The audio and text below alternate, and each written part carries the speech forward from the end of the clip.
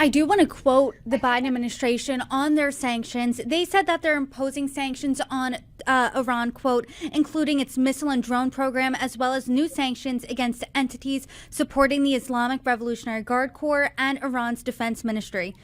From what you're saying, though, you don't believe this is enough. Well, not that it's not enough, it's just completely a deception. They have created a strategic communications plan to make it look like they are imposing sanctions, while in practice, they open up the spigots for tens of billions of dollars to fund all of these entities on the sanctions list. So they will tell you, we've imposed 500 sanctions since we came into office. Well, that sounds very important. That sounds very nice. And if I don't know anything about sanctions, I'd say, wow, 500 sanctions. Wow, you've been really busy.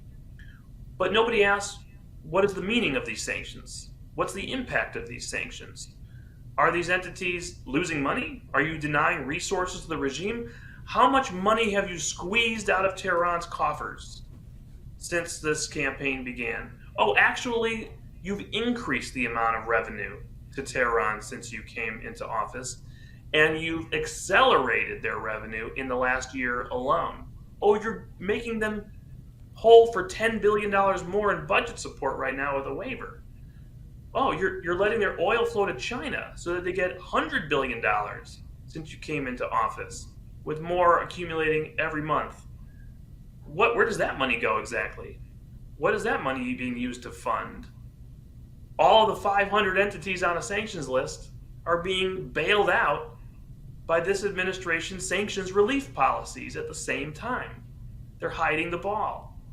So we're going to see more of the same, I fear, in the next coming days. Coordinated with allies, it's going to be a big show. More lists of people and entities they're putting on sanctions. We're sanctioning the missile program. We're sanctioning the drone program. Really? We're funding the missile program. We're funding the drone program. You can't have it both ways. You can't give them access to billions of dollars and say you're imposing pressure on this regime. Because guess what? It doesn't matter what a media personality believes, or an influencer, or a congressman in Washington, a talking head on television from the State Department. The view from the Beltway is interesting, but completely unimportant to reality. The only view that matters is the one from Tehran, because they get the joke. They know whether or not they have more money today or less money today. They know if they feel pressure or don't feel pressure.